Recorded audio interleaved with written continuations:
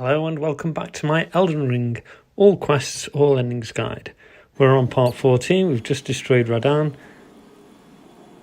and we're going to go back to Redmane Castle. Starting at the site of grace, go and find Jehryn in the throne room, speak to him and exhaust all his dialogue. He'll have a bit more to say.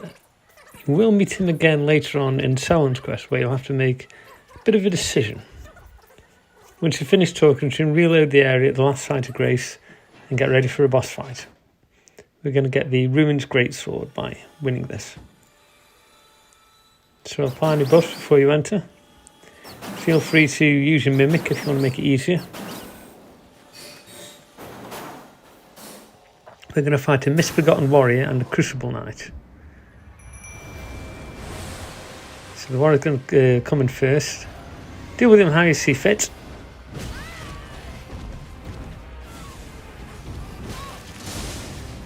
Ideally better than I'm doing here. Thank you, Mr. Mimic.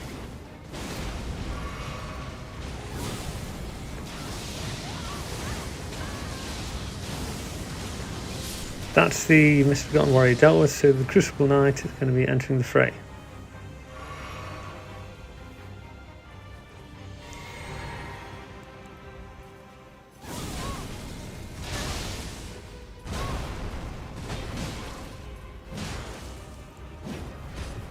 Keep dodging, keep healing.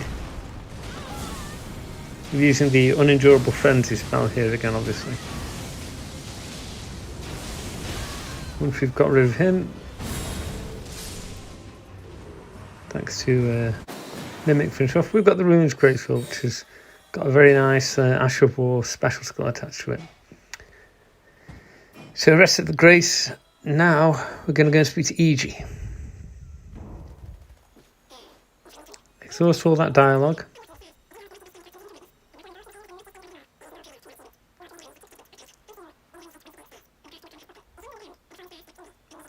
Taking all that wonderful Elden Ring lore.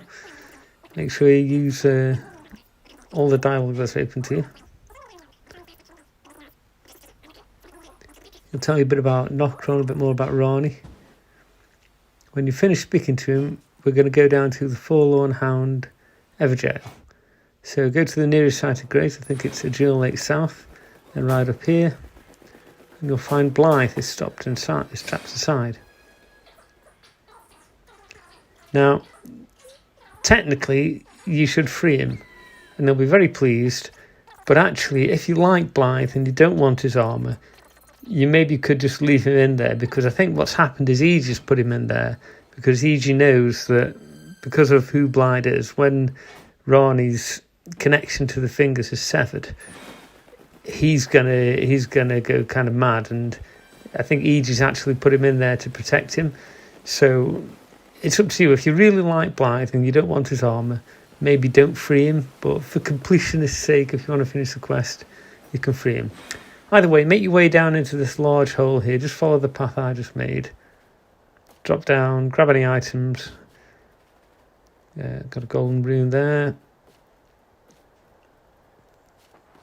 Might be worth putting your lantern on. Got some soporific grease there. And we're going to get a nice torch while we're here. The Ghost Flame torch. So you need to make this little jump here instead of just walking off the edge and dying. So we'll quickly whiz back. So ride down into the crater, ride around the edge. When you get to here, drop down, drop down. Look for the opening, drop down, drop down, drop down. When you get into here, you need to jump onto that pillar. Jump on there, make way up, and you've got yourself the Ghost Flame torch. This has got a few nice special abilities. So drop down, deal with these weird blobby things that spike you. There's an ash of a scarab down there. I think it's got an Ash of War in it. Get yourself that rune arc and try and find a better way of dealing with that scarab, because that means I'm going to have to come back for it now, which otherwise I wouldn't have had to do. Grab yourself that silver tear husk. Destroy that, destroy that. Don't jump down there. Go in here. Grab your items. Drop down and deal with the sort of frost-themed dudes. Look out for the one with the bow in the corner. Watch you don't fall off the platforms. Once you've dealt with them, we're going to go and get a Sight of Grace. It'll rest and replenish your flasks. Destroy these guys, grab any items. Nothing too exciting really, but all worth grabbing while we're here. Got some Ghost-Glovewort there, always handy if you want to upgrade your spirit ashes. Just get rid of the guys with the shields. Grab that, grab that. Obviously you could just run past these if you can't be bothered. There's a, if I remember rightly, it's a larval tier, so that's a useful one, that's definitely worth grabbing. And you've got a spirit ashes there, great shield wall. Grab those items, finish those, grab the Ghost-Glovewort. And you're ready to make your way down the stairs. Now when you fight the Mimic, it's a fight which can be as hard or as easy as you like. So if you want to make the fight hard but interesting and see what it's like to fight against your build, just go in and fight it normally. If you're finding it tough and you want to make it easier for yourself, unequip as much as you can. So don't equip, have no weapons equipped in any slot. Unequip your arm, unequip everything, and then wait until the Mimic's formed out of the blob, and then re-equip whatever you want to use. And it'll mean the Mimic's formed in an unequipped state, so they're just fighting with the fists and no armour, and you'll be able to use your best weapons. So I've unequipped all my weapons now. The Mimic's formed and he's trying to hit me with his fists. So I've just grabbed the first weapon that comes to hand, Rivers of Blood +9 here, and I'm going to use that for this fight. Not really my main weapon, I'm not particularly got a lot of expertise with this weapon. But you'll see it can't really do much damage to me. I'm able to play this very casually. The actual best way is to, before you start the fight, have a ranged weapon equipped but no ammunition for it. Then you'll find that the Mimic really doesn't know what to do. But you don't really need to go to that length. It's actually pretty easy fight. Remember on NG Plus here, so you'll find this easier than me. Just unequip your weapons, wait till the fight starts, and then equip something. Obviously that's the Ash of War on the... So that's done. We've got the Silver Tier Mask, which increases your item find. So if you're looking to farm weapons or things, it's well worth keeping that Silver Tier Mask in mind. You can use it with a silver pickle foulfoot to increase your item finding even further. I'm going to equip a good weapon again here. Going for the Knight Rider glaive with the Black Flame Tornado on it, which is handy if you've got any tough bosses which got high HP, because it does 2% damage every 2 seconds on top of the normal damage, and it's 2% of their maximum health. So the more health they've got, the more damage you do with it. Either way, once you're ready, ride down to the Ancestral Woods here, grab this Sight of Grace. Then we're going to rest here quickly, grab the Summoning Pool, then we're going to parkour our way down to get the Mimic's Tear Ashes. One of the best ones in the game, and it uses HP rather than FP to summon, so it's viable for strength builds, for example. To deal with these Silver Tier enemies. One of them's jumped to their death there, so that makes life easy for us. Let's deal with the second one there. It shouldn't take too long. Got a golden rune, Silver Tier Husk. Run over this arch, broken archway thingamajig, and then to the building to the side. You'll need a Stone Sword key at this point. One enemy to deal with in here. Shouldn't be too tricky. Open the chest, that'll give you your Mimic's Tear. So, now you can deal with this ball from up here. If you don't like dealing with these, I recommend it. There are a couple more enemies down here who are going to try and make their way to you, but again, if you've got a ranged option, you can take them out before they can get to you. There's another larval tier that we've got from the ball, I think. And there's another one of these swordstress people here.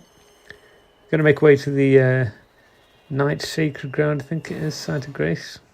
Yep.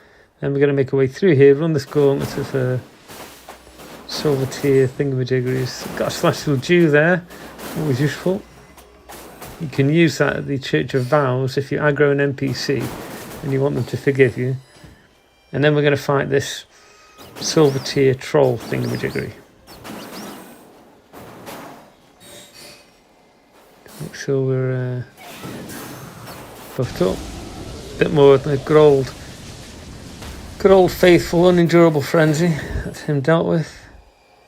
Just for the record, there isn't really a lot to grab around here. There's just the main thing we came for, which is the Fingerslayer blade, which Ranni wants.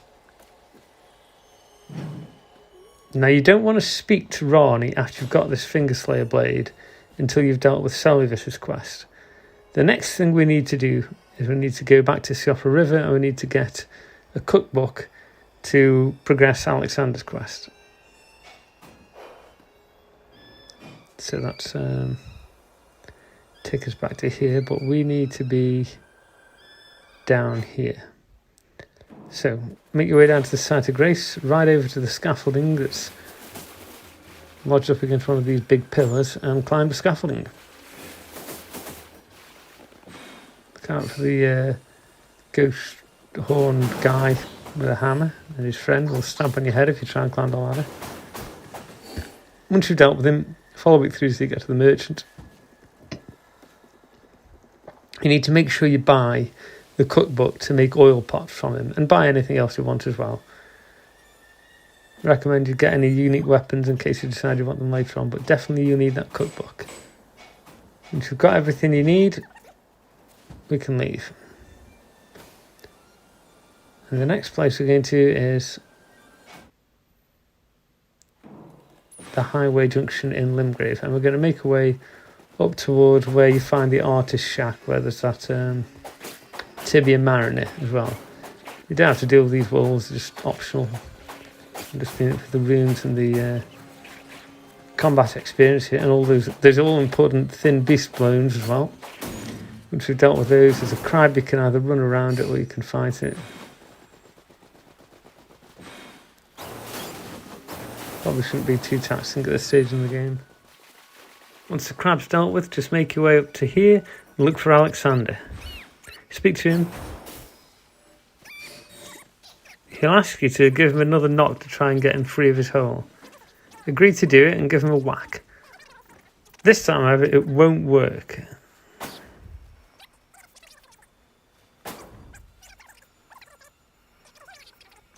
So he'll basically want you to make him slippery to get him out. So what you're going to do is craft some oil pots using the recipe you just found.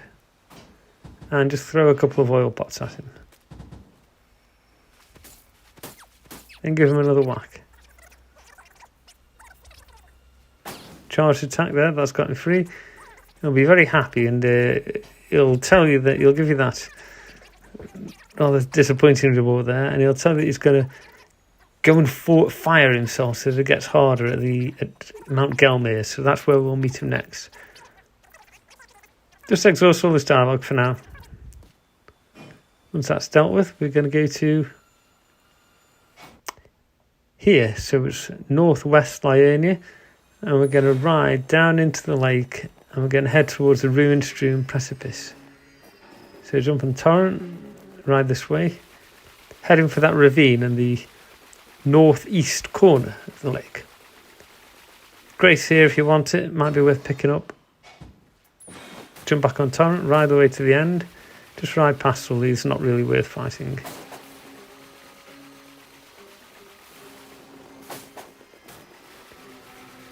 Ride.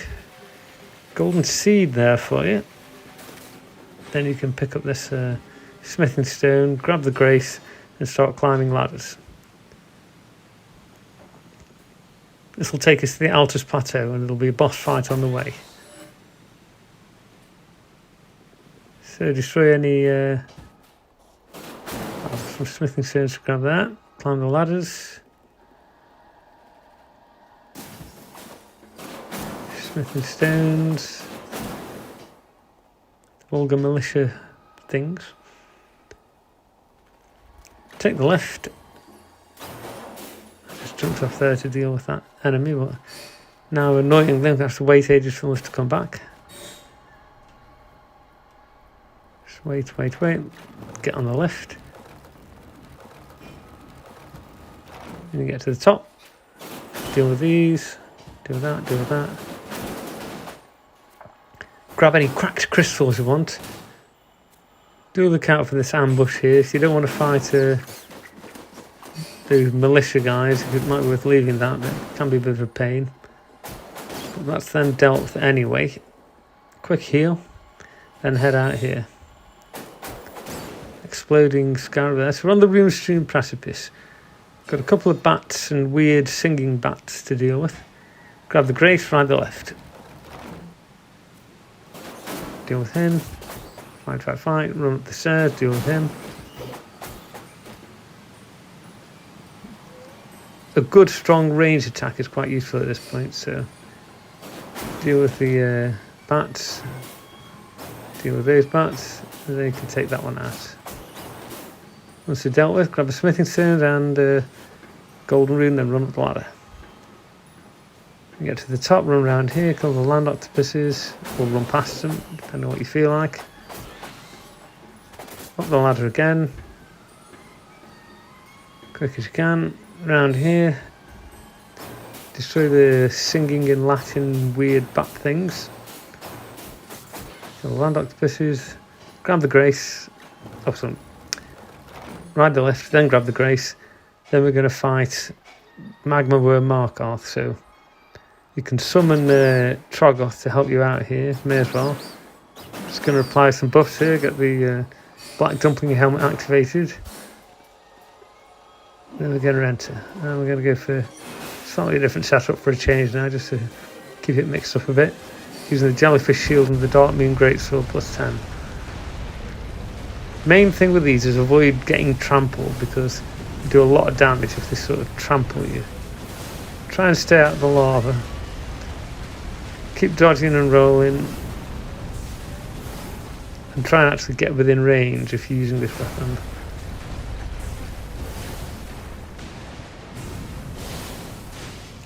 Troggoth will help out, so you shouldn't find it too taxing here.